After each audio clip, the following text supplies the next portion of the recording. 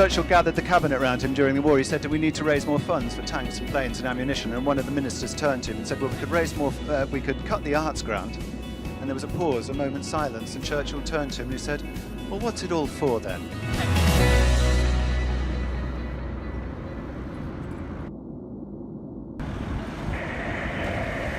The balloon for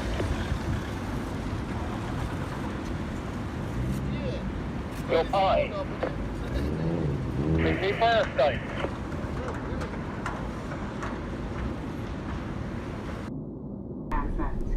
In the unlikely event of an emergency, you'll hear a continuous ringing of the ship's alarm bell.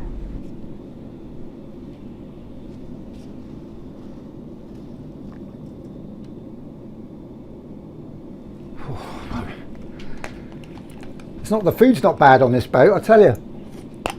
Like posh pot noodles. Unbelievable. I don't have any time for breakfast. Such a rush. Go, go, go. Here we are, still on this damn boat, on the way from Portsmouth or Southampton, wherever it was. I didn't have time to see the signs. Southampton all the way through. Do you like the balloons? You've got to see. It's Balloon Monday. Check it out. Hashtag Balloon Monday. Unbelievable. On the way to the Isle of Wight, we're on an Isle of Wight art takeover, the art of the Isle of Wight, part of our UK art takeover, funded, believe it or not, by you, if you've ever bought a lottery ticket, because it's funded by public funding on the National Lottery. A little bit of that goes into the Arts Council, and last week, 2 weeks ago, they gave out £150 million to arts organisations, the big ones, the small ones, the fat ones, the smalls, all of them. And we got a grant last Wednesday. So we've had to invent literally a month-long arts festival. The UK Art Takeover had a launch event in Parliament. We're doing 9 days now as part of the Get Creative campaign with the BBC. Get Creative at Home with the BBC, Get Creative People and Voluntary Arts. Wednesday we're doing a thing with Knit in Sawney, believe it or not. Very, very cool, up in Bradford. That's a conference all about decolonising the music curriculum, so making it a bit more representative. We're doing a hashtag Hey Kids Book Fest, and then a 3-day festival at the end of the month, 29th to 31st, a virtual Art of Community festival. We've got DJ Count Skylark booked into that. We've got some amazing acts confirmed. We've got a brilliant confirmation coming in today, so we're going to do that. Anyway, I've got to crack on because I just had a text, can't believe it. Rob the Bank, who's kind of our inspiration really at Steamcoat. It's his idea that got us into this trouble in the first place, him and a bloke from Liverpool. He's just messaged to say, crack on Nick, because at 4:10 I'll come on for a bit of a chat and tell you what we're up to and life on the Isle of Wight. So fantastic. He's got, if you think it's a job juggling kids, he's got 4 boys. Check that out. So that'll be good. So I'll see you in a minute. I've just got to get the van off, the car off the boat here. Just about to pull in, so I'll see you in a minute.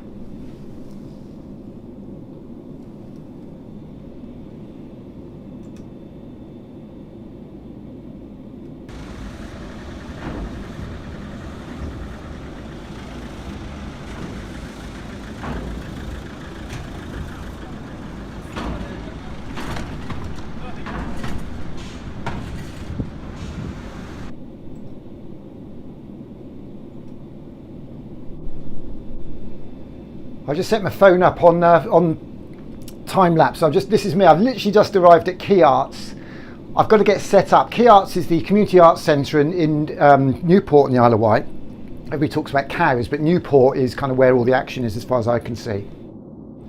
And I was setting up the gear. Gosh, a right old palaver. Doing this for 31 days. God blimey. No wonder Rob the Bank looks a bit tired every once in a while. It's not just the kids, it's setting up festivals. It takes forever, but really grateful to Key Arts for letting us use this room today. Absolutely fantastic. There we go, a couple of stickers. I think we're ready to go. I think the room's looking good. Yep, let's kick this off. Well, welcome, welcome. Oh, bit of a rock and roll trip that was.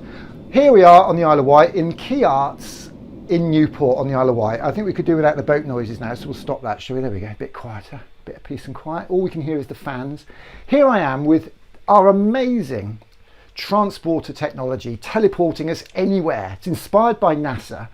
And this morning we did a hashtag Rocket Kids Club, which is an online kind of club once a week normally, but I've been doing it every day for a fortnight, where kids can go somewhere that's safe and be inspired, where they can create and they can share with creative carers. So it's for kids and creative carers who don't just aim high, but aim higher than high in life. So we're building this face space. You know, if you've heard of that Facebook thing, it's what the grown-ups using, pretty rubbish bit yesterday. Well, we've built our own, yeah, straight up. We're launching it as a Grandad Pete up in Liverpool's nutting that out for us. And it's going to be brilliant. We're looking for 100 kids and carers, creative carers, to try that out. Now, when we say creative carers, these are people who care about kids, care about creativity, and care about all our futures. And I care about my future because it's in your hands. If you don't get creative, if you don't get productive, if you don't make a few quid, I don't know who's paying my pension. Do you know what I mean? So look me in the eye and promise me that you're going to work hard at school, you're going to work hard in life, and you're going to get some skills that are going to be useful. And that's what art's all about. And that really is why we're here at the Isle of Wight today, because we're celebrating creativity. We want to fill this island with artists. And I'll be honest with you, we're here to say thank you to somebody. We're here to say thank you to this bloke and his family, Rob the Bank and Josie, because they live here on the Isle of Wight. 4 kids, 4 boys. They don't look bad on it, I must admit. And basically, they run a festival called Camp Bestival. And we went there 8 years ago and thought, wow, this is amazing. We want some of this in our school. And we talked to the people who ran a field there, Deborah and Gavin, and they said, yeah, cool, you can. They were doing the House of Fairy Tales and said, yeah, you can do the Little House of Fairy Tales, that's fine. So we did that in our school for like 3 years.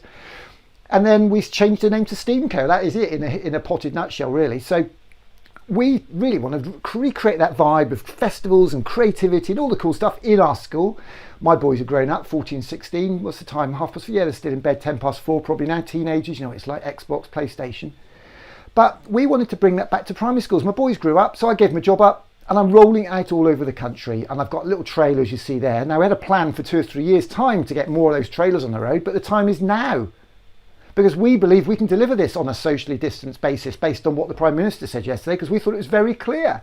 You can do some of that and you can do this as long as it's that far and that apart, and you do this and you don't touch that and you don't have too many pot noodles, you'll be fine. So that's really where we're coming from. We think we can do this. We think we can roll it out. Got an Arts Council grant. We need to talk to friends like Google and Barclays and those people who've given us a bit of money in the past. We had Lego on the other day, all sorts of cool people who want to do the best because they know creativity is as important as literacy, really. So that's the story, and that's why we're here on the Isle of Wight, to say hello to Rob the Bank, to thank him.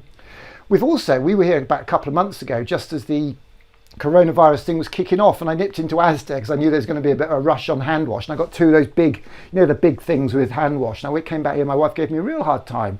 What do you need all that for? What a waste of money. We haven't got any money now, you're doing this non-profit thing.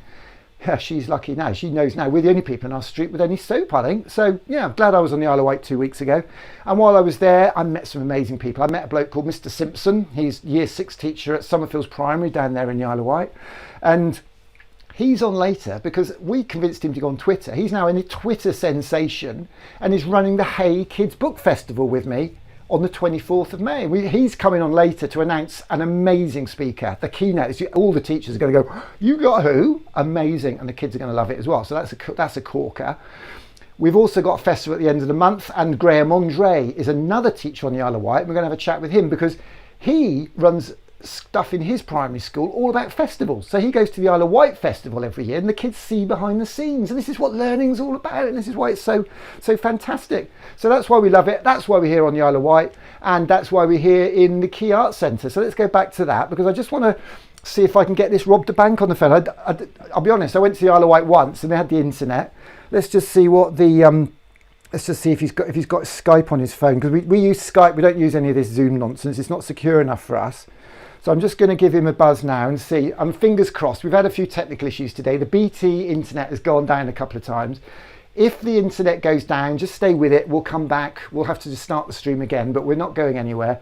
So don't you worry too much. So I've got to do a bit of button pressing here because this is a bit hard for me. And basically what I need to do, I need to press one of these buttons here. I've got to hope to goodness that Rob the Bank's going to be there when I press this button. I've got to hope to goodness he can hear me and I can hear him, because there's a lot of tech going on here.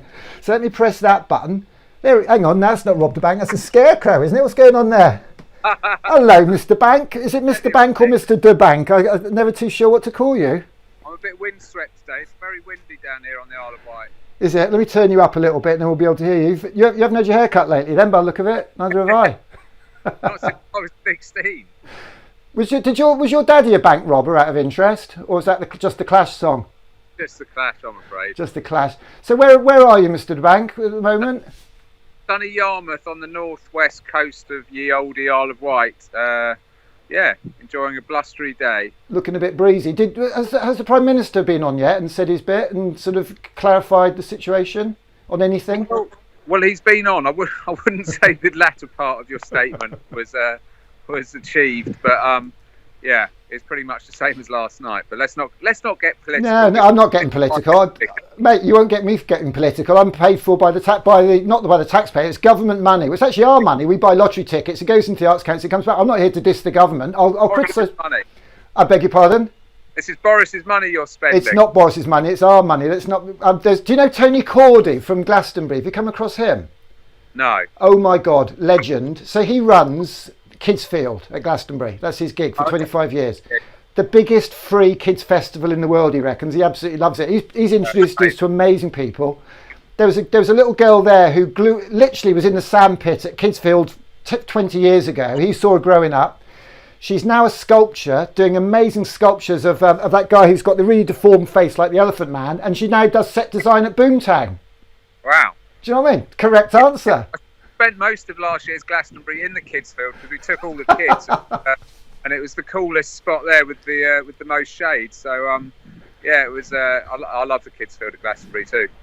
So let's talk about how many kids have you got kicking around there? Can you keep count of them? You got GPS on them or something, or?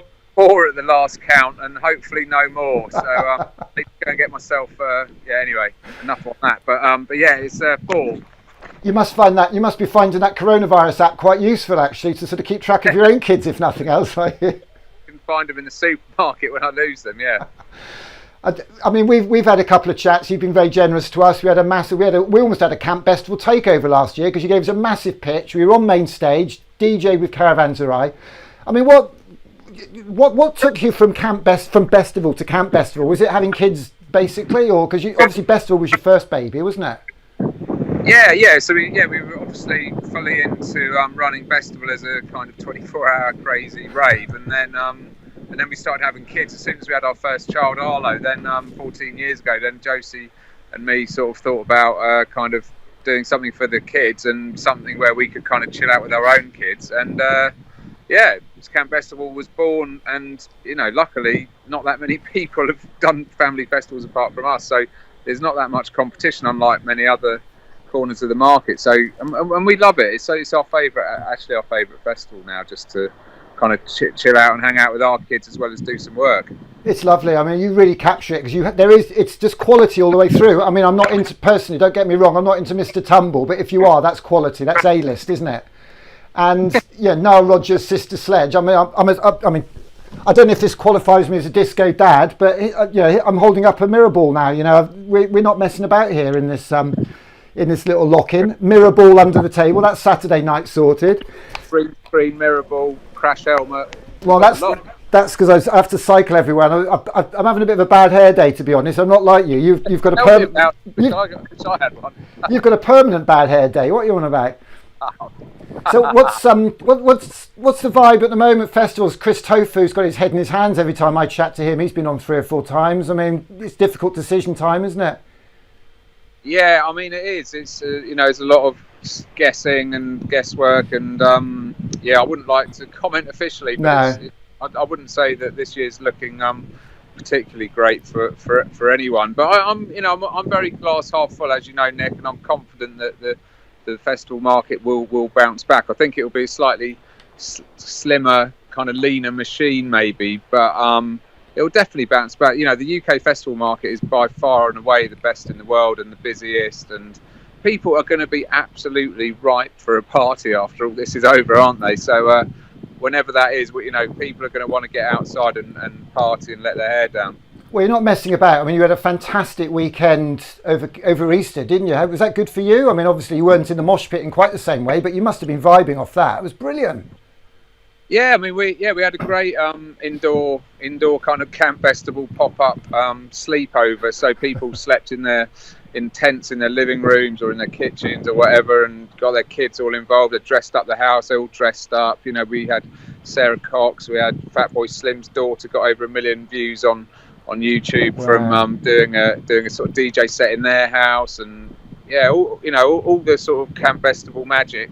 And I think the online thing is as weird as this sounds. You'd never have said this 6 months ago, but I think the online thing is actually something to be explored, and I think more and more of that will happen. And what you're doing is amazing, and what lots of other people are pioneering. It's definitely part of the way forward. But there's nothing like getting outside in the green fields, in the open air, and that's where I want to be. Well, given you've just described being outside in the green fields, I remember going to the first big chill, and there was 5 metres between every person at that, because I think only about 8,000 people turned up for the first big chill at Eastern Castle. First distancing festival. Yeah, that wasn't it. They actually were trying to push us together, so it looked busy. Really, that was. I mean, it's interesting because chatting to Chris is loving it, because Chris, as you know, Chris Tofu, one of the best DJs in the world in terms of mixing it up and remix vibes, and he does gigs in Walthamstow, and he said he struggles to get 150, 200 people in the door. And much as I want to go, I can't be bothered to go from West London to East London.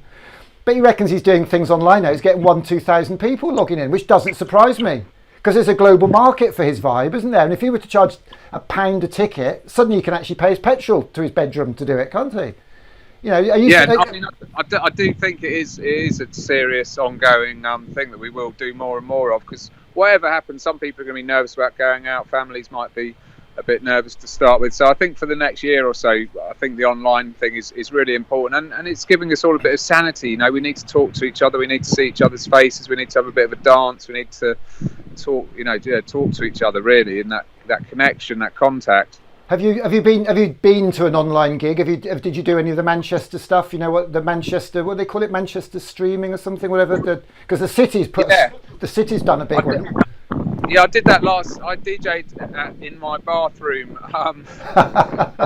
last weekend. There's a club called La Discotheque, and they had a La Piscotheque, which was the toilet within the discotheque. I don't know if I can say that on air, sorry. Yeah. But that's what it was called. And so I was in my bathroom DJing with my sparkly cape on, and that was the Manchester United We Stream thing.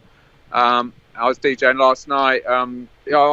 Pretty much 2 or 3 gigs a week, and then I'm doing like yoga and meditation stuff online, teaching meditation and breath work and stuff. So it's great. I mean, I love it, because one night of the week I'm raving and DJing. The other night of the week I'm sort of trying to help people for free, giving out free yoga and stuff like that. So it's funny actually, because in the better times, if you were to do that, to leave the Isle of Wight, go to London or go to Liverpool, that's got a lot of effort for free, and you do it, but it's still a lot of effort. You've only got so much time, you've got a family.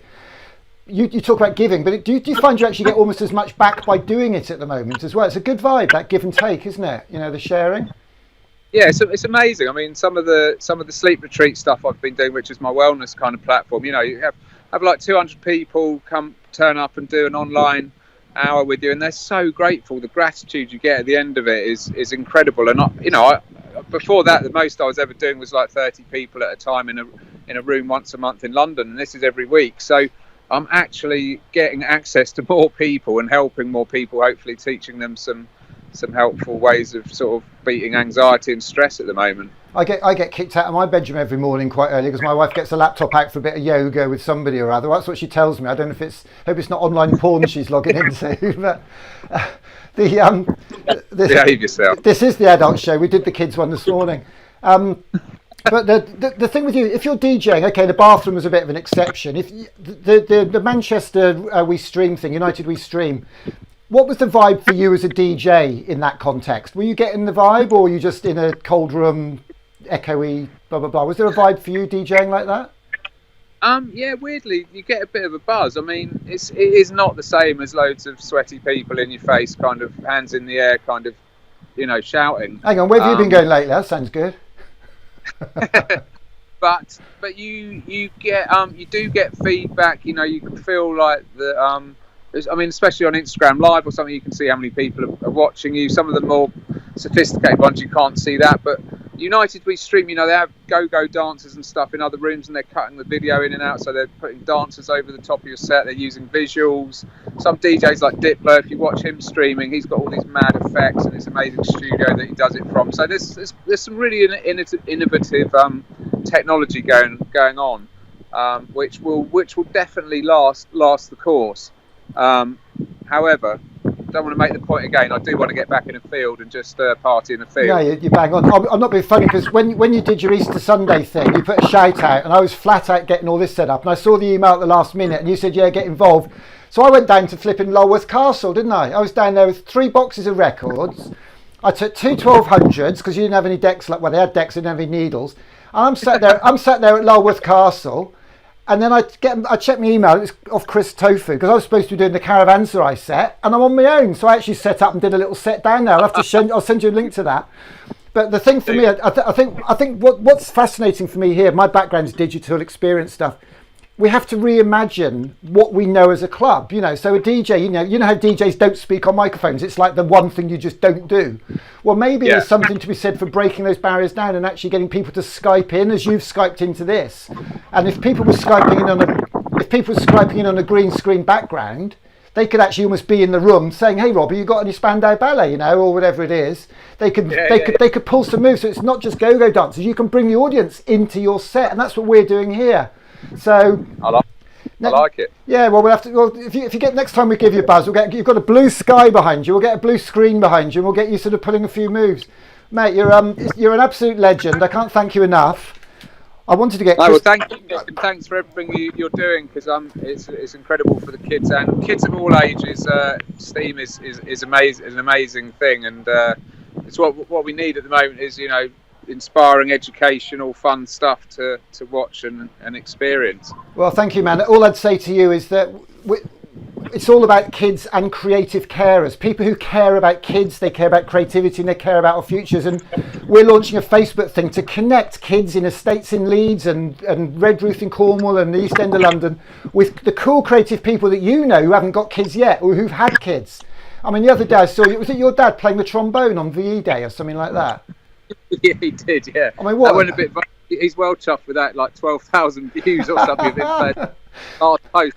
I've just realised he was wearing his slippers as well. I didn't tell anyone that. But well, mate, I haven't got any trousers on underneath this. Nobody knows. You know, that's what video conference is all about. Too much information. But the thing is, if your dad's anything like my mum and my dad, we've left home, but they've still got loads of energy to share with other kids. And if they could sit there and inspire someone to make a paper aeroplane, do you know what I mean? Although your parents are probably full up with 4 grandchildren, aren't they? Mate, well, lots of love. Thank you so much for your inspiration. Thanks for your time today and your support. It means a lot, yeah? Boom. Keep it up. Keep the faith. Thanks, man. Take care. Cheers, Robbie. Cheers. Wow, well, check that out. How cool was that? Rob the Bank live from his windy old deck there in the Isle of Wight. Unbelievable. And here I am down in the other end of the Isle of Wight at Key Arts. Unbelievable. So we're just making this up as we go along because when he decided to come here yesterday and we put a shout out, that's made it more than worthwhile. Chris Tofu might come in. I don't know. He's back-to-back meetings. If you don't know Chris Tofu, in fact, what I should probably do is see if I can find you that little video of when we went to Camp Bestival when I went down there the other week because I know they were stuck for DJs. They must have been stuck if they had to get Fatboy Slim's daughter up there. And this is kind of what happened actually. I made a little film of it. Thought it's always if it goes belly up, you might as well make a little video of it. So that's exactly what I did, and I'll show you that kind of a roundabout now. Hang on, let's just stop that playing because you can't see that on that screen, I don't think. So I'm just going to have to do a little bit of jiggery pokery with my screens. So every year, Camp Bestival, if you've never been to Camp Bestival, you need to check it out because it is unbelievable. I always say it's like Glastonbury for middle-class Guardian reading parents like me and everybody else who wants to come, who's just like-minded, just good vibes. It's creative. The production values are off the scale. I mean, last year it was Sister Sledge, Nile Rodgers, Annie Mac, I think, did a set. Year before, Orbital was supposed to play Phil and Paul Hartnell, but they got blown out because of the wind, even though they'd set up. Sent me a text and said, yeah, we're set up, see you later. And then they had to take it all down again because the wind was so bad. They just got blown out on Boomtown as well, which is a bit of a shame. But this is what happened the day that I thought, yes, it's Easter. I'm going to do a bit of DJing. Got a message, come down to Caravanserai, Nick.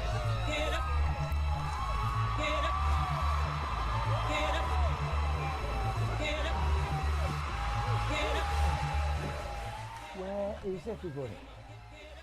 My God, Chris Tofu said get down to Lulworth Castle down in Dorset, bring your decks, 3 boxes of records, a couple of turntables because he hasn't got any vinyl deck. Nobody around. Said drop a few tunes between the bands at Caravanserai like you did last summer. So here I am, nobody around. Where is everybody? Let's have a look at the phone. You are kidding me. I thought the Camp Bestival sleepover was at Lulworth Castle. It's only on Facebook and Twitter and Instagram and everywhere else but Lulworth Castle. I've got the gear, I'm going to set up, we'll do a jam later on. Disco Dads, Caravanserai Art Takeover. See you there later on, probably about 10 o'clock after the fireworks. See you later on. Let's give old Chris Toper a ring, see if he'll join us. And see if he'll drop a few remix tunes.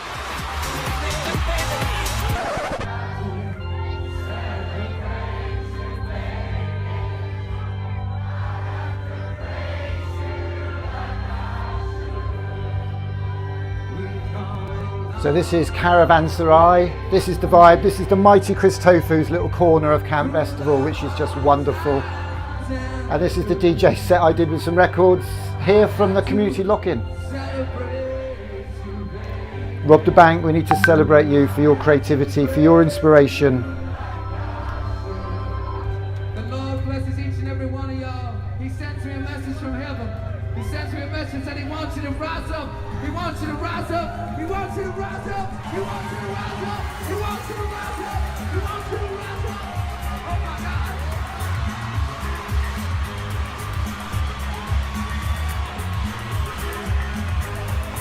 He can be from the church. All you have to do. We bless you. I will do private confessions.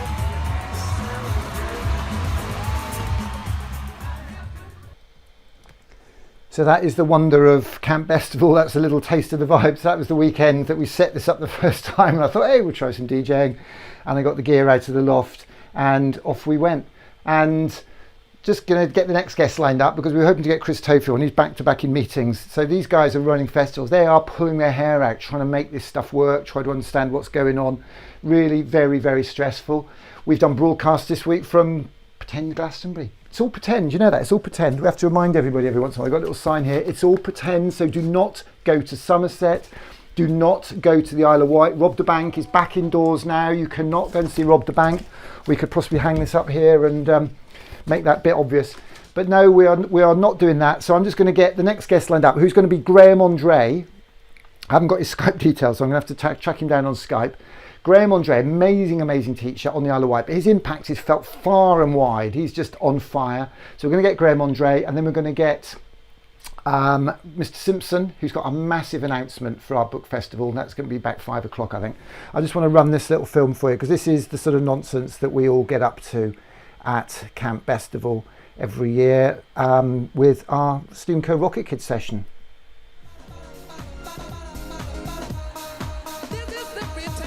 Club classic. Oh, why can't we see that? Why can't we see that? Let's rewind. What's going on there?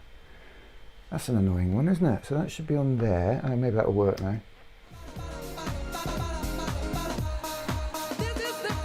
Proper club classic, Jamiroquai on Heart. Loads more tunes like this tonight, 7 o'clock with Roberto. 1 whole hour for your Thursday night.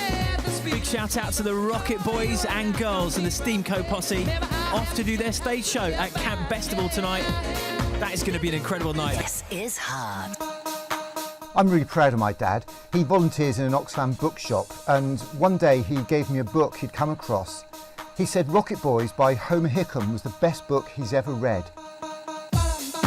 It's a story of family, aspiration, creativity and determination. So we took it to Camp Festival, where Steamco was inspired to start 6 years ago.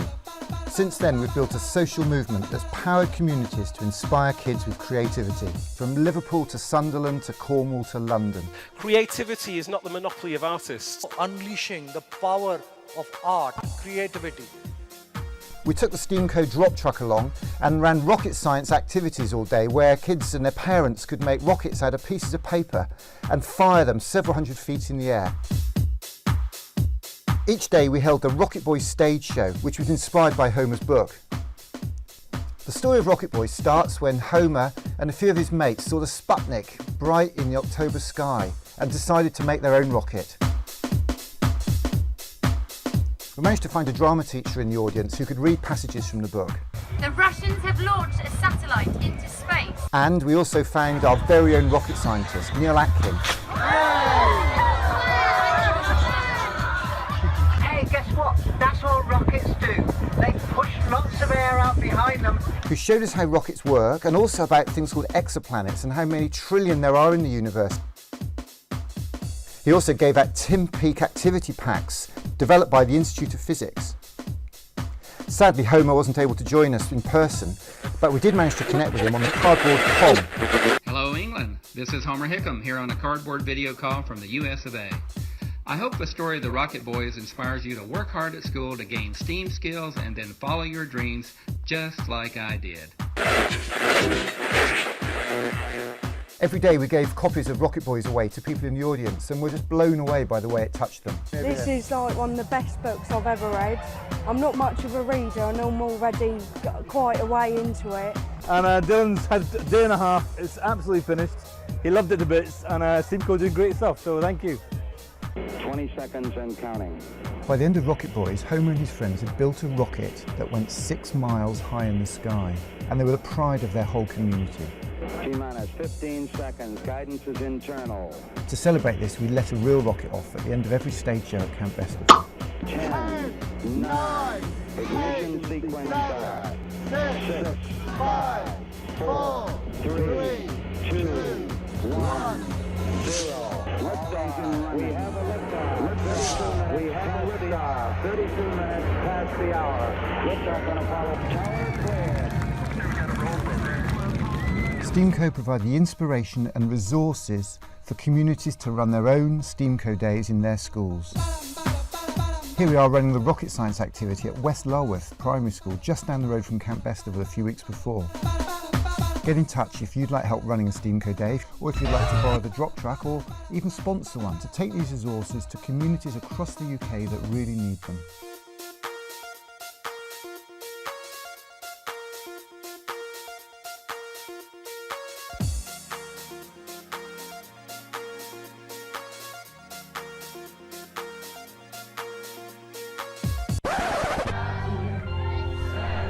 Thank you, Rob and Josie DeBank, for your inspiration, absolutely. And Chris Tofu and all the amazing people.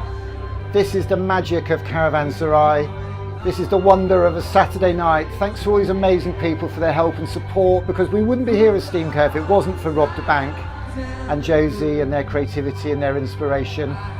But Caravanserai is a very, very, very special place. Caravanserai is a little corner, a carefully crafted and curated corner, which I know Josie DeBank has done with Chris Tofu and a few other people there.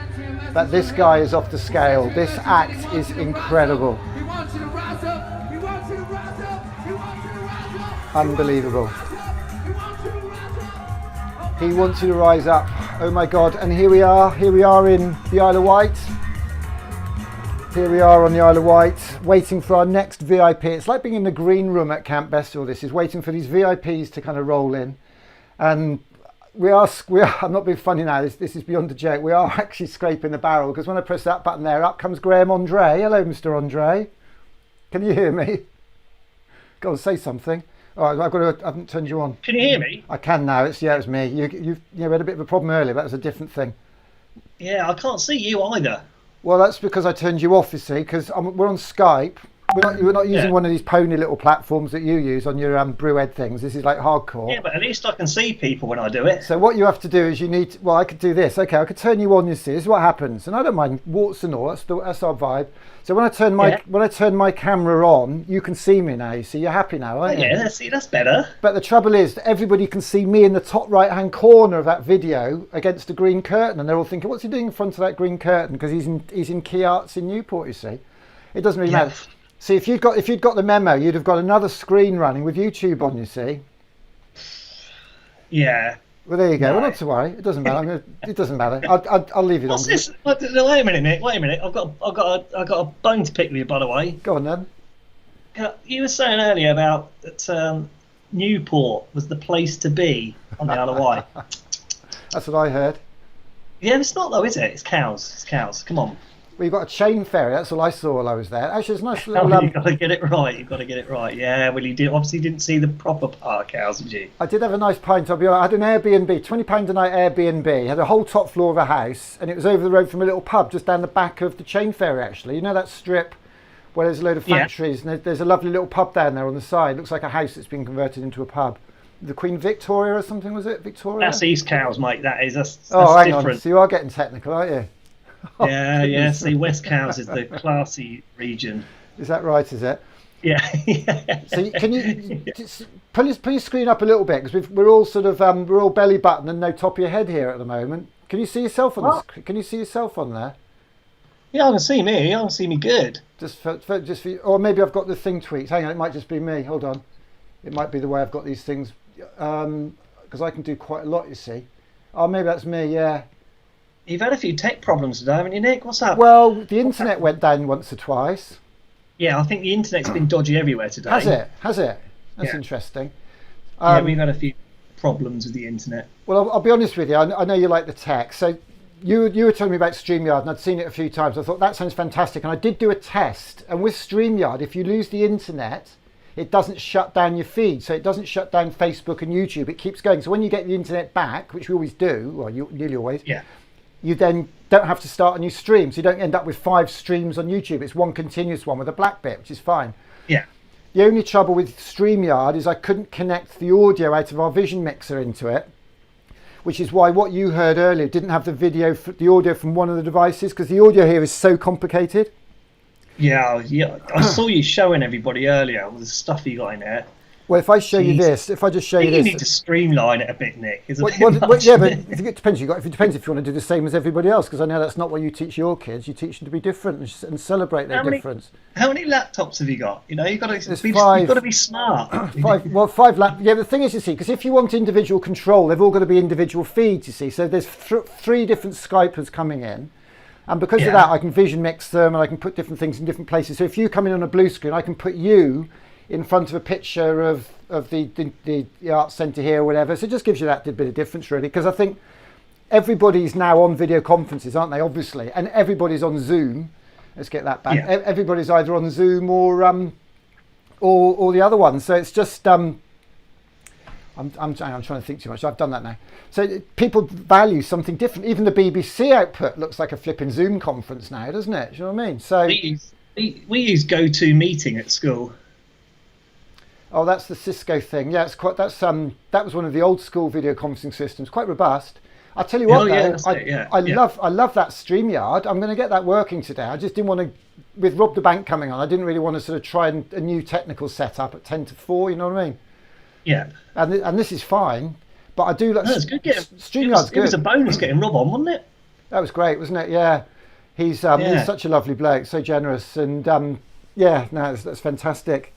And we're doing a big conference on Wednesday with Jimmy Rotherham up in Bradford. He's doing a thing about decolonising the curriculum. Yeah. Because you did a load of work around diversity, didn't you? Tell us about that and your BAFTA nomination. Yeah, well, I did stuff on gender equality. So I did a documentary, No More Boys and Girls, 2 years ago. It was aired now, and basically they came into school. It wasn't something I'd looked at before. And they looked at the impact on gender stereotypes with boys and girls in our classroom, and they did a series of diagnostics to start with, and then they did a series of little interventions and things, and just to try and get the children to. It's trying to undo the work that had been done before. So it's all it's the girls thought the boys were better than them, so it's all about girls making sure the girls could believe in themselves, and the boys struggled to talk about their emotions. So it was deep, and it's led me on to quite a few other things. I've been around the country talking about it, and now written a book, and so yeah, it was any time you look into things like that, it can be contentious, can't it, Nick? No, absolutely. And yeah, I mean, is it Andrew Morris in Birmingham? He's got into all sorts of trouble over this as well, hasn't he? Yeah, absolutely. Is it Andrew Morris? Yeah. Andrew Morris? Have you got Pran involved on Wednesday then, Nick? Pran's involved, so Pran's doing a keynote. So in fact, actually, somebody said to me, and one of my friends actually said on Twitter, "Oh, what's Pran doing at a conference about music?" I said, "Well, actually, the clue's in the title, because it's about decolonising the music curriculum." Yeah. So paying greater respect to a greater diversity of composer, of musician, and at the same time not being, what's the word, stereotyping genres. So you say, okay, well, all the rappers can be black, and all the Bhangra can be Asian or whatever. In fact, just mixing it up a little bit, and and ironically, you know, a load of my friends in Australia are absolutely mad dub reggae fans, you know, and they're white, whatever, and they're producing and making stuff.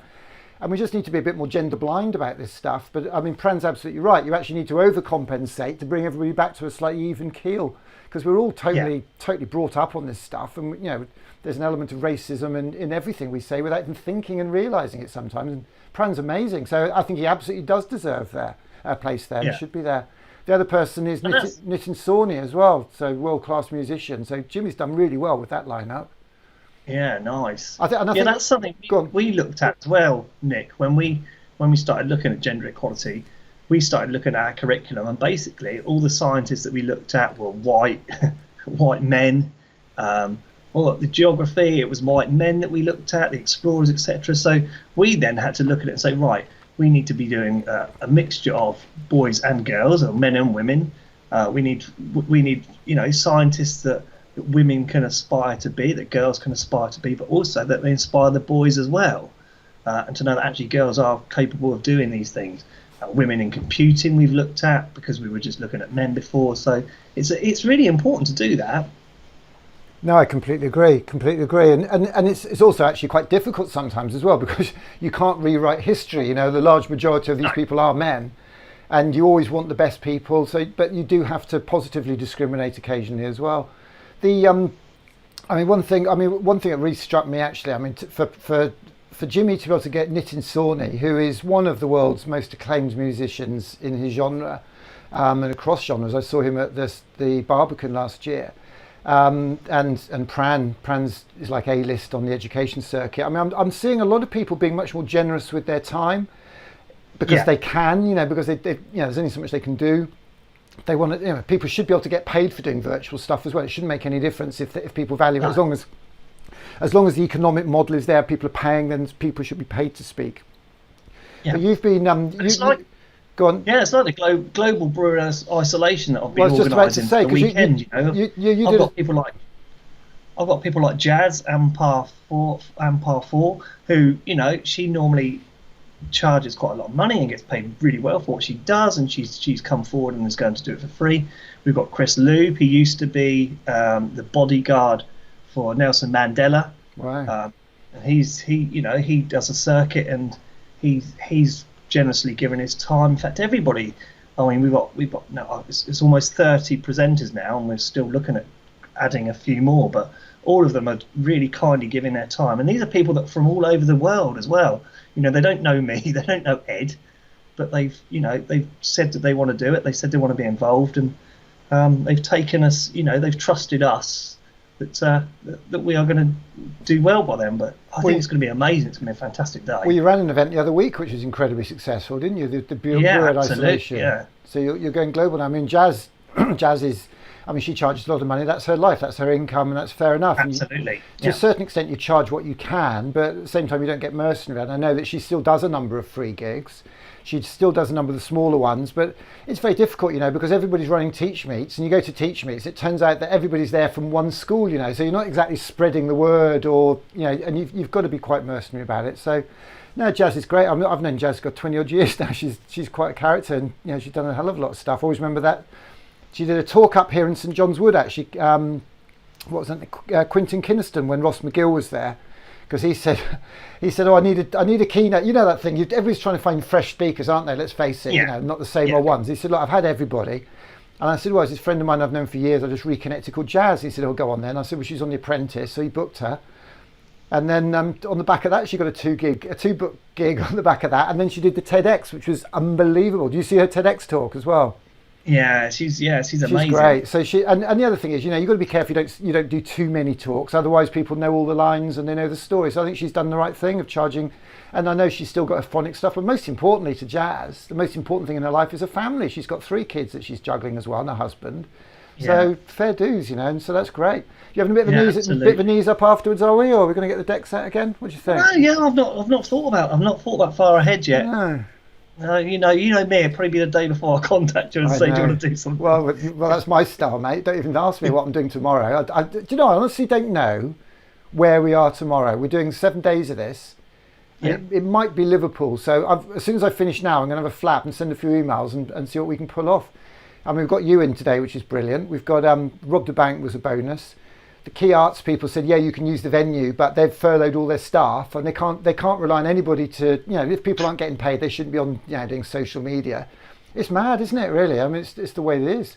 It is, mate. Yeah, well, we can go out and see everybody now, though, can't we? Well, absolutely. I don't know. I haven't seen the news. Has it changed? Is there an update or? Well, again, it was as clear as mud, to be fair. So, someone said we could go out and see members of a family as long as we are 2 meters apart. One member. Some people said 2. It's just, they just didn't get their stories right yet. Well, I think I'm sure they will. I think when the thing Boris sees us all again tonight for a question and answer session, I'm sure it'll all be crystal clear. Well, I think the thing for me is that all the way along it's actually been trying to manage common sense, isn't it? Because you can't rely on common sense to a certain degree. It's a bit like you as a teacher. You have to have a rule and a framework, otherwise it just goes crazy. And I know we could have walked across the road and stood in a friend's front yard and spoken to them. That would have been against the rules, but we'd have managed ourselves. But you can't make that manageable. I don't know. So you're a primary teacher there on the Isle of Wight, yeah? I am. Yeah. Lanes End Primary School. 8 years. I've been now. But all my teaching career, I've been in one school, apart from when I did my GTP year. But I was a TA, a teaching assistant, for many years before that. So in different schools. I was chatting to Vic Goddard because you're all on holiday, all you teachers at the moment, aren't you? According to the Daily Mail yesterday, I've read. Yes, we are. Yeah. I've been in today actually. I've been in helping with the hampers. Monday's hamper day, so we're getting all the food ready to send out to the parents that need it. 104 hampers we did today. No, good job, and I know you're flat out. And Richard Simpson, who we're going to talk to in a minute, he's driving home now. He's been in school. He's in school all this week, and I think one of the things that gets me is that you're not actually having to work extra hard for the safeguarded and those vulnerable children, but you've now almost doing one-to-one teaching for all the other 28 in the class, aren't you? So you're really stretched. What are you doing? Yeah, it is tiring. It's quite tiring actually, Nick. The whole home learning stuff, because you want what's best for the kids. So you're trying to contact them. You're trying to contact the parents. Of course, they've got their anxieties, and we use something called Class Dojo, and they're able to contact us from time to time. It is hard work. I just wonder what will happen when we start to go back, and we've got some kids at school and we've got some kids at home. Do we still carry on with the home learning and do schooling as well, or I don't really know. So we need a bit more clarity, but it's just not very forthcoming at the moment. Absolutely. And chatting to Vic yesterday, he's actually saying, because there was a big fuss with some stuff Andrew Donis said, and the attitude and the arrogance that was sort of wrapping around that a little bit. But I think one of the interesting things Vic said is that his kids, he knows that the young people in his school are online playing games, they're online watching TV, watching films. He said it's actually morally wrong to expect them to have their education online because it's actually bad for their mental health. And I hadn't thought of that, to be honest. Yeah, absolutely. Plus, there's the digital divide. We've got so many children that haven't got access to a PC, a laptop, a tablet. They're trying to do home learning on their mum's phone. It's ridiculous. And again, something the government left us with. They haven't come forward. It's great that people like London Grid for Learning are sort of like funding 2 million iPads or tablets or something, but it's just too little, too late, I think, for the government to try and sort anything out. I know it's quite remarkable, really. I've got somebody dialing in actually. Let's have a look here. I like Vic as well. I met Vic. Vic Mick's Goddard. wonderful. I did a keynote talk a couple of years back, and he was also a keynote speaker there. It was me, him, and ICT Mr. P. So it was a couple of weeks before I went to the BAFTAs. And so I got some tips from Vic about what to do, because of course he went there for educating ethics, didn't he? Oh, did he? Did he get BAFTA for that? No, he didn't get one, but he was nominated. But he did go to the BAFTAs. Well, a nomination's half the battle, isn't it? That's not bad at all. Yeah. No, I mean Vic is, for me, Vic is an utter superstar. I mean, in terms of the character, the personality, the commitment, the professionalism, the generosity, the community spirit. And the inclusion in his school. I've just realised the